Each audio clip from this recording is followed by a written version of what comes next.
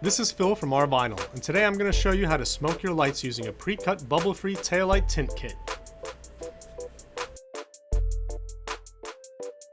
Each kit comes with a driver and passenger side tint as well as a quick install guide and application card.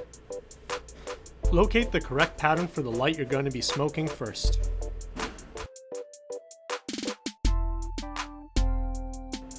Before you begin, make sure that your light has been properly cleaned. We recommend using Rapid Prep or any other suitable cleaning solution that you know isn't going to damage your light or the adhesive back tint.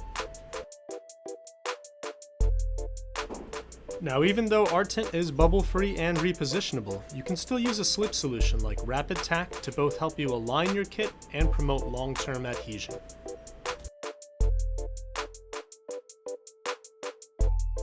Rtint has air egress technology built right into the film. This high-quality, bubble-free cast vinyl is incredibly stretchy and forgiving to work with. This allows for weekend warriors and professional restylers to smoke their lights in half the time. Align the film to one edge of your light and gently tack it into position. Look at the light and decide which part of it's going to be easiest to work with. Plan your installation by starting with the easiest part of your light.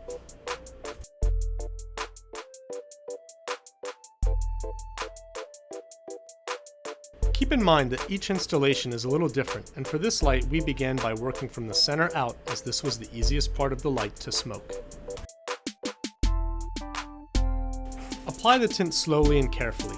Avoid large sweeping motions that may wrinkle the film.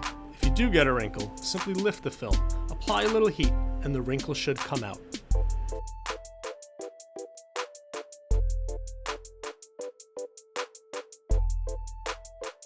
One of the great things about working with Rtint is that you can lift and stretch the kits into position over and over again without damaging their adhesive properties.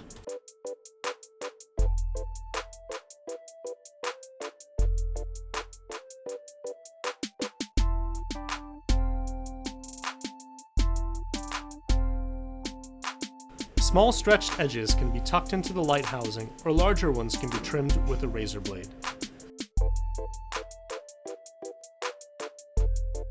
Because this light has an area that protrudes, we used a wrap glove and a heat gun to soften the film and work it into position with our fingers.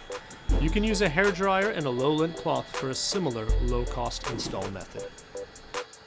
It's important to heat the area next to the bump in your light, rather than the bump itself.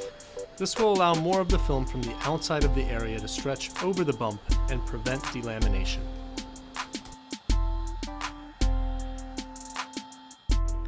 When you heat the bubble-free tint, it may stretch, and even though it's a pre-cut kit, some trimming may be necessary, but it's easily accomplished with a hobby or craft knife.